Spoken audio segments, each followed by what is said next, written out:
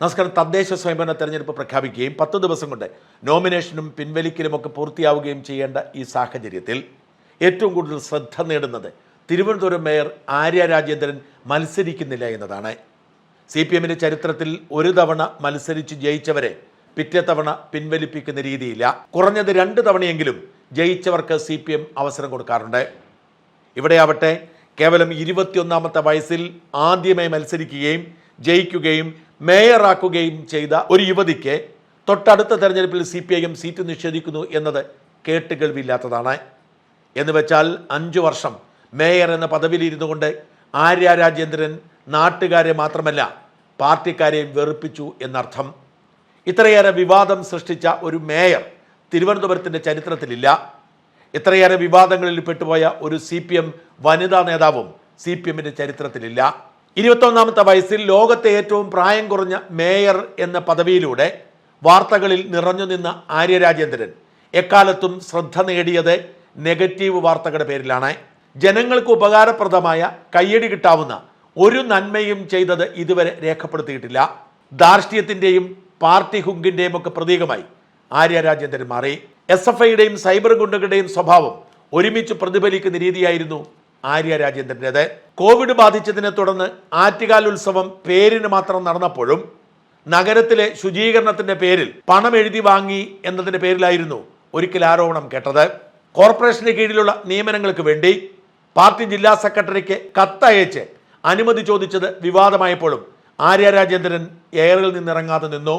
ഏറ്റവും ഒടുവിൽ ആര്യ കുപ്രസിദ്ധി നേടിയത് യദു എന്നു പേരുള്ള ഒരു താൽക്കാലിക ജീവനക്കാരനായ KSRTC ഡ്രൈവറുടെ മെക്കിട്ട് കയറിയപ്പോഴാണ്. മേയറുടെ വാഹനത്തെ ഓവർടേക്ക് ചെയ്തത് ഇഷ്ടപ്പെടാതെ പോയ യദുവിൻ്റെ വണ്ടി തടഞ്ഞു നിർത്തുകയും മേയറും ഭർത്താവും ചേർന്ന് കൈകാര്യം ചെയ്യുകയും ചെയ്തത് വലിയ വിവാദമായി. സർക്കാർ സംവിധാനങ്ങളെല്ലാം ഒരുമിച്ച് നിന്ന് മേയറുടെ കയ്യേറ്റത്തിൻ്റെ ദൃശ്യങ്ങൾ മുക്കിയില്ലായിരുന്നെങ്കിൽ മേയർ പണ്ട് ജയിലിലാവേണ്ടതായിരുന്നു. എന്നിട്ടും യദു നടത്തിയ പോരാട്ടത്തിൻ്റെ ഭാഗമായി ജാമ്യമില്ലാ വകുപ്പിൽ കേസിലെ പ്രതികളായി. അങ്ങനെ നിരന്തരം ദുഷ്പേര് മാത്രം സമ്മാനിച്ചായിരുന്നു മേയറുടെ മുമ്പോട്ടുള്ള യാത്ര. ഒടുവിൽ മേയർ ആ ദുഷ്പേരെല്ലാം മാറ്റാൻ ലണ്ടനിൽ പോയി കോർപ്പറേഷന്റെ ചെലവിൽ അവാർഡ് വാങ്ങിയത് പുതിയ കുഴപ്പമായി മാറി. അവാർഡ് ഒരു തട്ടിപ്പ് അവാർഡായിരുന്നെന്നും അത് മെറിറ്റിന്റെ അടിസ്ഥാനത്തിൽ അല്ല എന്നും BJP ബാന്ധവം പോലുമുള്ള ലണ്ടനിലെ ഒരു സംഘം വ്യാജമായി കൊടുത്തൊരു അവാർഡായിരുന്നെന്നും തെളിവ് സഹിതം പുറത്തു വന്നതോടെ മേയർക്ക് നാണക്കേടായി. വാസ്തവത്തിൽ ആ പുരസ്കാരം മേയർ ആര്യ രാജേന്ദ്രന് ഒരു മാൻഡ്രേക്ക് പുരസ്കാരമായി മാറുകയായിരുന്നു. ഇതുകൂടി പൂർത്തിയായതോടെ മേയറെ മത്സരിപ്പിച്ചാൽ തോൽക്കുമെന്ന് മാത്രമല്ല മറ്റുള്ളവരുടെ വിജയസാധ്യതയും ബാധിച്ചേക്കും എന്ന ആശങ്ക CPMനുമുണ്ടായി. അങ്ങനെയാണ് CPM കന്നി മത്സരത്തിൽ കളത്തിലിറക്കി മേയർ പദവിയിലേക്ക് എത്തിച്ച ആര്യ രാജേന്ദ്രനെ സീറ്റ് നിഷേധിക്കുന്നത്. സീറ്റ് നിഷേധിച്ചതിൻ്റെ വേദന ഉള്ളിലൊതുക്കിക്കൊണ്ട് ആര്യ രാജേന്ദ്രൻ എല്ലാവർക്കും നന്ദി പറഞ്ഞുകൊണ്ട് ഒരു പോസ്റ്റ് ഇട്ടിട്ടുണ്ട്.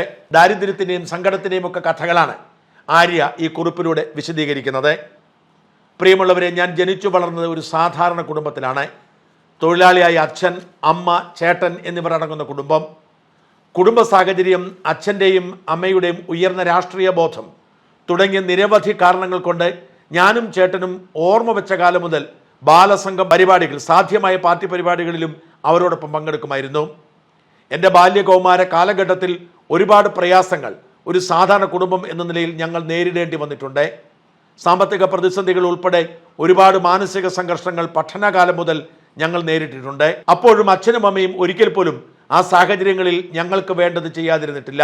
വാടക വീട്ടിലെ പരിമിതമായ സാഹചര്യങ്ങൾ ഉൾക്കൊണ്ടാണ് ഞങ്ങൾ ജീവിച്ചത്. എന്നിലെ രാഷ്ട്രീയത്തെ പാകപ്പെടുത്തുന്നതിൽ ആ ജീവിതം നൽകിയ പാഠങ്ങൾ എത്രമാത്രം സ്വാധീനം ചെലുത്തി എന്നത് ഇന്ന് തിരിഞ്ഞു നോക്കുമ്പോൾ മനസ്സിലാകുന്നുണ്ട്. മുന്നിൽ വരുന്ന മനുഷ്യൻ്റെ മുഖം വാടിയിരിക്കുന്നതിന് കാരണം വിശന്നിട്ടാണോ വിഷമിച്ചിട്ടാണോ എന്ന് തിരിച്ചറിയാൻ എന്നെ പഠിപ്പിച്ചത് ആ ജീവിതമാണ്. 2020 തദ്ദേശ തെരഞ്ഞെടുപ്പിൽ മത്സരിക്കാൻ പാർട്ടി എന്നെ തീരുമാനിക്കുമ്പോൾ എൻ്റെ പ്രായം 21 വയസ്സാണ്. കോളേജ് പഠനവും സൗഹൃദവുമായി സംഘടനാ ഉത്തരവാദിത്വത്തിൽ മാത്രം ശ്രദ്ധ കേന്ദ്രീകരിച്ചിരുന്ന എനിക്ക് തെരഞ്ഞെടുപ്പിൽ മത്സരിക്കുക എന്നത് തന്നെ അത്ര സുപരിചിതമായ കാര്യമായിരുന്നില്ലെങ്കിലും മുമ്പ് നടന്ന തെരഞ്ഞെടുപ്പുകളിൽ വോട്ടില്ലെങ്കിലും തെരഞ്ഞെടുപ്പ് പ്രവർത്തനങ്ങളിൽ സ്ക്വാഡ് പ്രവർത്തനത്തിന് സ്ഥാനാർത്ഥികളോടൊപ്പം പോയ പരിചയമുണ്ട്. പക്ഷേ കൂട്ടത്തിലെ ചെറിയ കുട്ടികളായ ഞങ്ങളെ ആളുകൾ രാഷ്ട്രീയ കാഴ്ചപ്പാടുള്ളവരെ കണ്ടിട്ടുണ്ടോ എന്ന് എനിക്ക് എല്ലായ്പ്പോഴും സംശയമാണ്.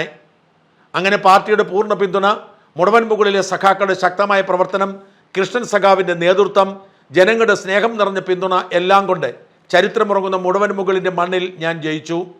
2020 ഡിസംബർ 21 കൗൺസിലറായി സത്യപ്രതിജ്ഞ ചെയ്ത ശേഷം പതുക്കെ കാര്യങ്ങൾ പഠിക്കാൻ തുടങ്ങി. പിന്നീടാണ് പാർട്ടി കമ്മിറ്റികൾ ചേർന്ന് മേയറായി ചുമതല നൽകിയത്. ജീവിതത്തിലെ ഈ 5 വർഷം എന്നെ സംബന്ധിച്ച് അതിപ്രധാനമാണ്. ഇനി ഏത് സാഹചര്യത്തിലും മുന്നോട്ട് പോകാനുള്ള കരുത്ത് ഈ കാലത്തിനിടെ ഞാൻ നേടിയിട്ടുണ്ട്. വ്യക്തി അധിക്ഷേപം മുതൽ നട്ടാൽ കുരുക്കാത്ത നുണകളുടെ കോട്ടകളെല്ലാം തകർത്ത് ഈ നാട്ടിലെ ജനങ്ങൾ എന്നെ സംരക്ഷിച്ചതിനും എൻ്റെ പാർട്ടി എന്നെ ചേർത്ത് നിർത്തിയതും ഒരിക്കലും മറക്കാൻ കഴിയുന്നതല്ല. എത്രയോ ജീവിത സാഹചര്യങ്ങൾ, എത്രയോ കരുതലുകൾ, എത്രയോ സ്നേഹബന്ധങ്ങൾ തുടങ്ങി ഒരുപാട് കാര്യങ്ങൾ സ്വയം മനസ്സിലാക്കിയ നിമിഷങ്ങൾ ഈ 5 വർഷങ്ങൾക്ക് ഇടയിലുണ്ട്. നാം അനുഭവിച്ച ജീവിത സാഹചര്യങ്ങളെക്കാൾ പ്രയാസമേറിയ ജീവിത സാഹചര്യങ്ങളിലെ മനുഷ്യരെ കണ്ടെത്തി ജീവിതത്തിലേക്ക് തിരിച്ചു കൊണ്ടുവന്ന തീരുമാനങ്ങൾ തുടങ്ങി എണ്ണിയാൽ തീരാത്ത അത്രയും കാര്യങ്ങൾ എനിക്ക് പറയാനുണ്ട്. വികസന പ്രവർത്തനങ്ങളിൽ എല്ലാവരുടെയും അഭിപ്രായവും നിർദ്ദേശവും കേട്ട് ലോകരാജ്യങ്ങൾ അംഗീകരിക്കുന്ന നിലവാരത്തിലേക്ക് നഗരത്തെ ഉയർത്താൻ സാധിച്ചു. രാജ്യത്ത് ആദ്യമായി സുസ്ഥിര വികസനത്തിനുള്ള UN ഹാബിറ്റാറ്റ് അവാർഡും നമ്മുടെ നഗരത്തിന് ലഭിക്കുമ്പോൾ എൻ്റെ പേരിനൊപ്പം തിരുവനന്തപുരം ഇന്ത്യ എന്ന് വിളിച്ചത് ഇപ്പോഴും അഭിമാനത്തോടെ ഓർക്കുകയാണ്. മികച്ച നഗരസഭ എന്ന നിലയിൽ സംസ്ഥാന സർക്കാരിൻ്റെയും കേന്ദ്ര സർക്കാരിൻ്റെയും തുടങ്ങി വിവിധ അവാർഡുകൾ ചരിത്രത്തിലാദ്യമേ നമ്മുടെ നഗരത്തിൽ നേടാനായി. അതിന് നേതൃത്വം നൽകാൻ ഈ ഭരണസമിതിക്ക് സാധിച്ചു എന്നതിൽ അഭിമാനമുണ്ട്. രാഷ്ട്രീയത്തിലെ ഏറ്റവും തെറ്റായ വ്യാജ പ്രചരണവും ആക്ഷേപവും പരിഹാസവും ഒക്കെ പ്രചരിപ്പിച്ച ഈ കാലഘട്ടത്തിൽ നഗരത്തിൽ 4 വാർഡുകളിൽ നടന്ന ഉപതെരഞ്ഞെടുപ്പിലും ഇടതുപക്ഷ ജനാധിപത്യ മുന്നണി സ്ഥാനാർത്ഥികൾ അഭിമാനാർഹമായ വിജയം നേടി എന്നത് എന്നും ഓർക്കുന്ന ചരിത്ര മുഹൂർത്തമാണ്.